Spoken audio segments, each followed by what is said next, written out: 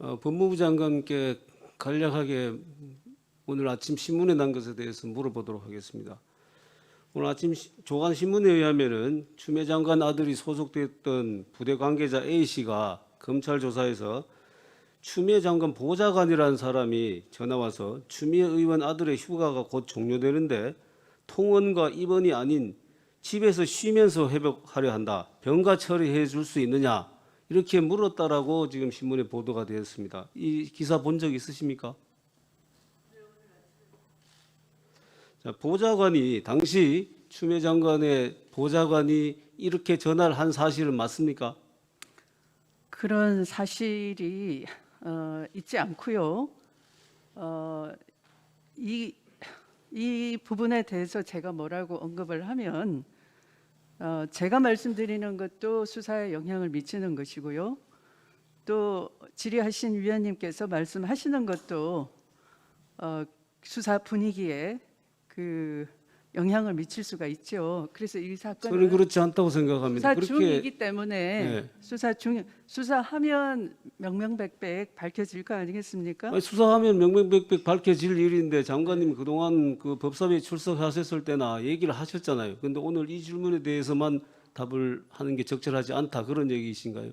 자, 제가 지금 물어보는 것은 장관님 네, 법사위에서도 똑같이 수사에 관해서 제가 수사 중이기 때문에 말씀드리는 것이 적절치 않다라고. 자, 그런 사실은 없다라는 것이 네. 보좌관이 전화를 하지 않았다라는 것입니까? 아니면은 이런 내용으로 전화하지 않았다는 얘기입니까?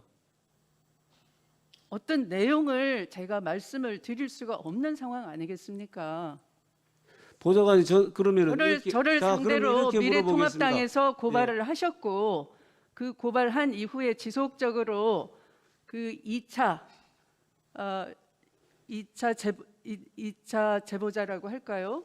그런 사람을 어떤 팩트 체크가 안 된 상태에서 그 발언을 가지고 기사화하고 계속해서 저를 단정지어서 말씀을 하시는데 아니요, 단정지어서 얘기하지 않았습니다. 제가 물어보는 것은 얘기를 잘 듣고 대답하시죠. 제가 단정해서 묻는 것인지. 제가 이 자리에서 그 수사에 관련한 사항을 답변 드릴 수가 없습니다. 자, 그럼 보좌관에게 수사가 이렇게 이루어지지 전화하라고 않고 지시한 있다면 것은 사실입니까?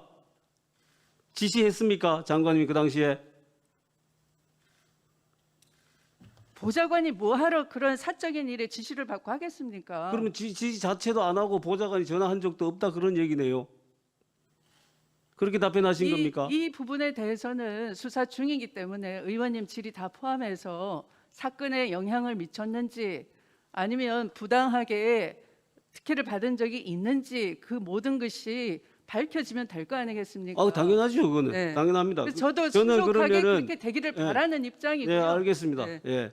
의원님께서 이걸 자꾸 언론을 끄집어 와서 자꾸 하시는 것도 수사에 특정 사건에 영향을 미치는 저는 자꾸 한 적이 없습니다. 수사기관이 부담을 갖게 되는 것이죠. 질문하는 것조차 이번이 처음입니다. 저는 장관님하고 얘기하는 것도 처음이거든요.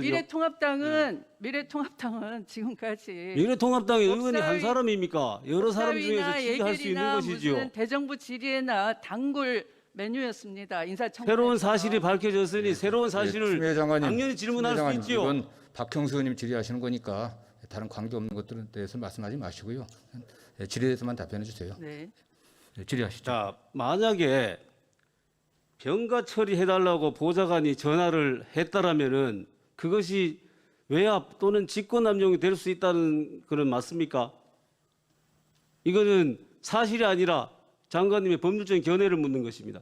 만약에 아프지도 않는데 병가 처리를 받았다면은 문제가 심각하겠죠. 그건 다른 문제죠, 법률상으로. 어쨌든. 예. 근데 제가 아프지도 않은 자식을 두고 무슨 병가를 운운할 필요가 없겠죠, 또. 장관님, 제가 지금 네. 물어보는 거 그거 물어보지 않았습니다. 제가 물어본 일단 것은 실태가 우선 합리적인 의심을 배제할 만한 상황이라면 첫 번째는 우선 아이가 실제 아팠냐이겠고요.